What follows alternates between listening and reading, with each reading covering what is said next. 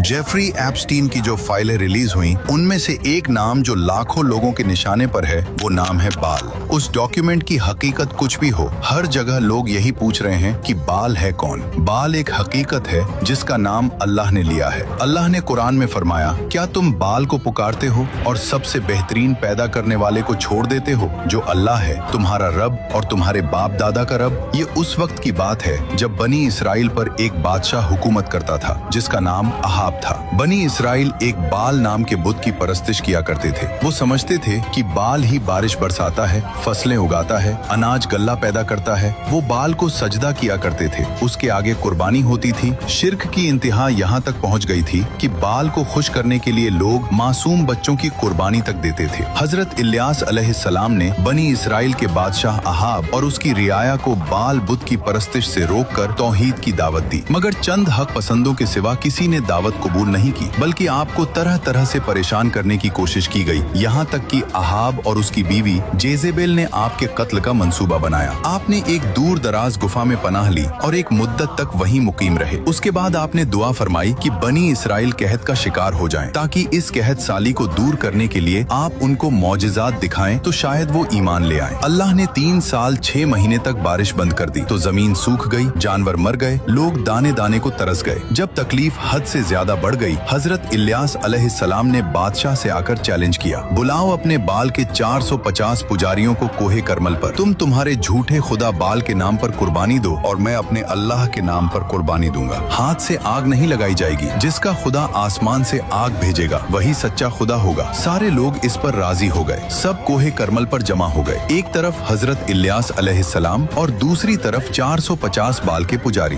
2 बैल लाए गए। पहले पुजारियों की बारी आई। उन्होंने एक बैल को काटा, उसके टुकड़े किए और लकड़ियों पर रखा। सुबह से दोपहर तक वो नाचते रहे, चिल्लाते रहे, ए बाल जवाब दे, जवाब दे। कुछ नहीं हुआ। सूरज तपता रहा, गोश्त सड़ने लगा। फिर वो अपने जिस्म को छुरियों से काटने लगे, खून बहने लगा, लेकिन आसमान से एक चिंगारी भी नहीं आई। बाल पूरी तरह से मुर्दा था। हजरत इलियास अलैहिस्सलाम की बारी आई। आपने ऐसा किया जो नामुमकिन था। 12 पत्थरों को जोड़कर एक कुर्बानगाह बनाई। कुर्बानगाह के चारों तरफ खंदक खोदी, लकड़ियां जमाई, बैल को ज़िबह किया और लकड़ियों पर रखा। फिर 12 बर्तन पानी लकड़ियों और गोश्त पर ऐसे डलवाए कि सब गीला हो गया, यहाँ तक कि खंदक पानी से भर गई। फिर वो अकेले खड़े हुए और अल्लाह से दुआ की और उसी वक्त आसमान से आग आई। उसने सिर्फ गोश्त नहीं जलाया बल्कि सब कुछ जला के राख कर दिया। इस मौजिज़े को देखकर बहुत लोग सजदे में गिर गए। उसके बाद हजरत इलियास अलैहिस्सलाम ने अल्लाह से दुआ की। थोड़ी ही देर में काले बादल छा गए और जोरदार बारिश हुई।